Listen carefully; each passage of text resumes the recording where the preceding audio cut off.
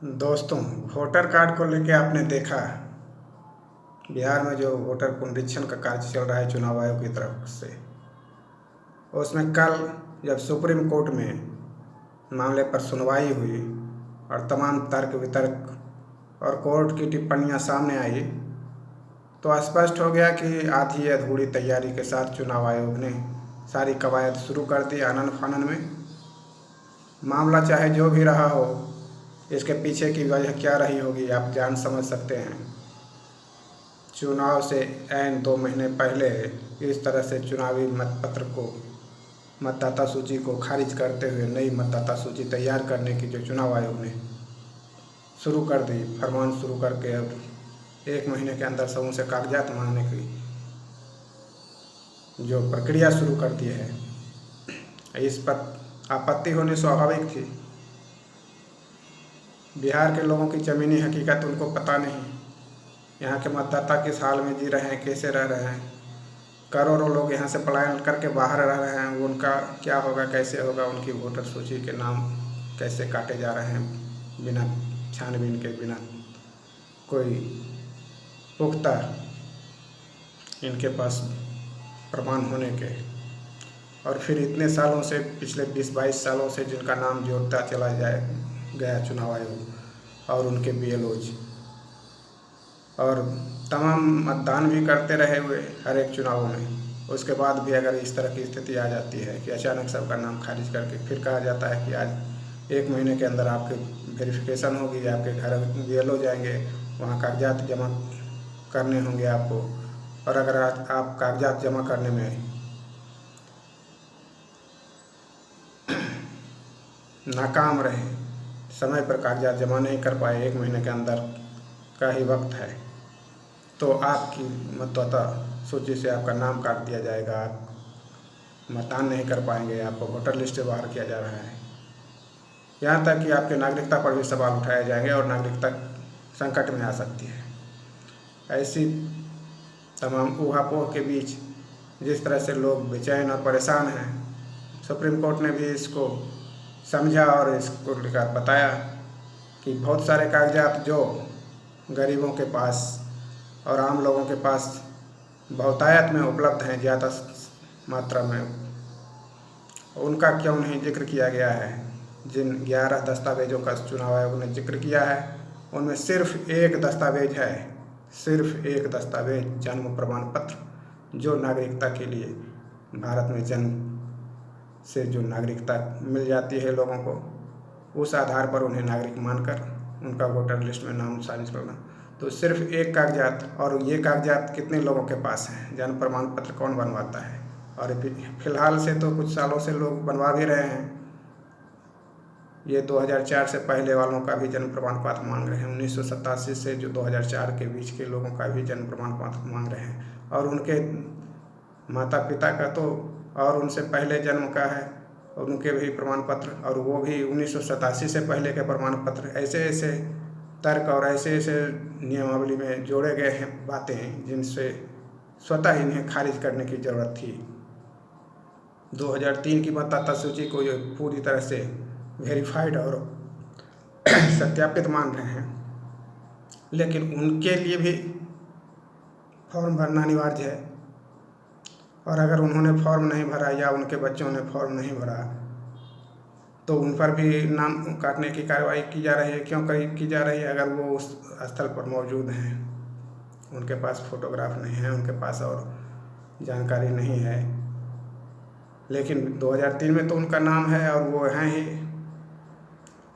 उनका नाम अपने आप से इन्होंने क्यों नहीं अपलोड कर लिया कि 5 करोड़ जो भी 4.96 करोड़ जो 2003 के मतदाता हैं जिनका वेरीफाइड है, और बीच बीच में उनके नाम भी कटे हैं लाखों की संख्या में, जिनका देहांत हो गया है, जिनकी और प्रक्रिया से कहीं दूसरी जगह ट्रांसफ़र करा लिए अपना मत वोटर कार्ड, और कई सारे लोग जिनको बराबर बीच बीच में हटाया भी गया है उन सूची से।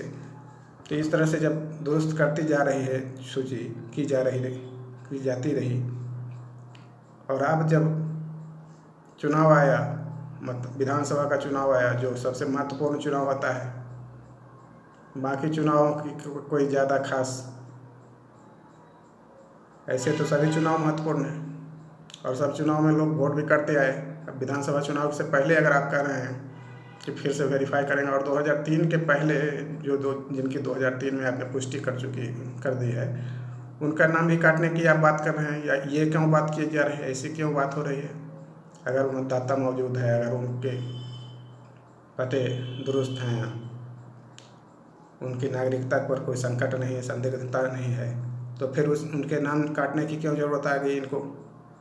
तो एक तरह से पूरी तरह से मनमानी दिखी, और सुप्रीम कोर्ट में जब बहस के दौरान तमाम तर्क वितर्क आए तो चुनाव आयोग की कलई खुली, पोल खुली, इनकी तैयारी और इनके सारे जो प्रक्रिया बनाए हैं और जितने तरह के दस्तावेज मांगे हैं, उन दस्तावेजों की हकीकत भी सामने आ गई। ऐसे दस्तावेज जिनका कोई मतलब नहीं है कि चुनाव आयोग ऐसे दस्तावेज क्यों मांगे। पासपोर्ट मांगा जा रहा है। क्या आप विदेश भेजने वाले हैं, सबको विदेश टूर कराएंगे कि विदेशों में बसाने जा रहे हैं आप भारतीय नागरिकों को? क्या करने जाएंगे? क्यों पासपोर्ट मांग रहे हैं आप? पासपोर्ट तो मांगा जाता है कोई विदेश जाता है दौरे पर या कि कुछ और करने जाता है। पासपोर्ट को वोटर कार्ड के लिए मांगा जा रहा है। पहले वोटर कार्ड से आधार कार्ड बनवाया, अब आधार कार्ड को इनवैलिड कर दिया, फिर उसी आधार कार्ड से पासपोर्ट को बनवाया, अब पासपोर्ट को वोटर कार्ड के लिए मांगा जा रहा है। ये तमाम जो उलटफेर है और जिस तरह से स्थिति है, इससे साफ हो रहा है कि चुनाव आयोग ने न तो इसके लिए कोई होमवर्क किया, न कभी कोई तैयारी की, न इसके लिए कोई किसी राजनीतिक दल से चर्चा परिचर्चा की, और न तमाम आपत्तियां और सुझाव कहीं लोगों से मांगे। आप संवैधानिक संस्था हैं, इसका मतलब क्या? आप किसी तरह से कभी भी कोई भी फरमान जारी करके कोई भी कागजात किसी से भी मांगने के लिए स्वतंत्र हो जाते हैं क्या? चुनाव आयोग का काम चुनाव कराना है और उसके लिए उसके बहुत सारे अधिकार दिए गए हैं, लेकिन उसको आप तरीके से पूरी दुरुस्त तरीके से करिएगा। इन 11 प्रणालियों कागजातों में सिर्फ एक कागजात अगर आपको नागरिकता के लिए है जो वैलिड है, तो बाकी कागजात क्यों मांगे जा रहे हैं? और बाकी कागजात के क्या योजित है? बर्थ सर्टिफिकेट और उनके माता पिता, उनकी वोटर सूची में नाम अगर 2003 में वेरीफाइड है, इतनी काफ़ी है, इतना काफ़ी है। और अगर 2004 के बाद जन्म लिए हैं और उनके बच्चे तो अभी नहीं आएंगे, सिर्फ उन्हीं का आएगा, तो उनके माता पिता का नाम 2003 की वेरीफाइड सूची में, वोटर लिस्ट में आपका होगा ही।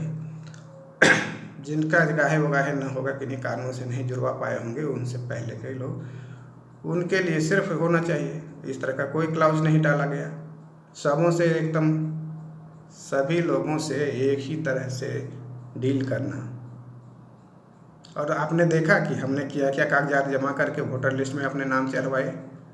आधार कार्ड बनवाने में हमने कौन कौन से कागजात दिए थे, राशन कार्ड बनवाने के लिए आपने कौन कौन से कागजात सरकार ने जमा लिए हमसे या लोगों से, आम लोगों से। जब वोटर कार्ड से आधार कार्ड बना, आधार कार्ड से पासपोर्ट बना, और अब उस पासपोर्ट से तुम वोटर कार्ड बनाओगे। पहले ही जब वोटर कार्ड निरस्त कर दिया गया, तो अब फिर उससे आगे जो उसको जमा कर के जितने कागजात बनाए उन सबों को निरस्त कीजिए, सबको हटाइए लाइन से। इनका तरीका क्या है? सरकारों के काम करने का क्या तरीका आपको नज़र आ रहा है? क्या समझ में आ रहा है? हर बार हर योजना के लिए ये आपसे दस्तावेज मांगेंगे, हर कागजात मांगेंगे आपसे, हर चीज़ बार Aadhaar card, voter card, PAN card, क्या क्या कार्ड मांगेंगे। और सारे कार्ड फिर क्या हो जाएंगे? वेरीफाई करने के लिए इनके पास एक मोबाइल नंबर चाहिए, और सिर्फ मोबाइल नंबर से ही वेरीफाई कर पाते हैं। OTP आएगा, OTP डालेंगे, तब आप वेरीफाई होगे कि हाँ ये आपका ड्राइविंग लाइसेंस है, ये आपका आधार कार्ड है, ये आपका ये है। और नहीं तो आप अंगूठा लगा के सिर्फ आधार कार्ड का वेरीफाई कर सकते हैं। तो सब कुछ को करने के बाद भी अगर इनको फिर मोबाइल के सहारे की ज़रूरत जब पड़ जाती है, तो सिर्फ मोबाइल नंबर को ही कर दो, सभी कार्ड को ख़त्म करो, सारे खाता, बैंक खाता, बाकी सारे कुछ बंद करो, ख़त्म करो। कभी वोटर कार्ड के लिए कोई का दस्तावेज मांगोगे, फिर सारे दस्तावेज को खारिज करके फिर से वोटर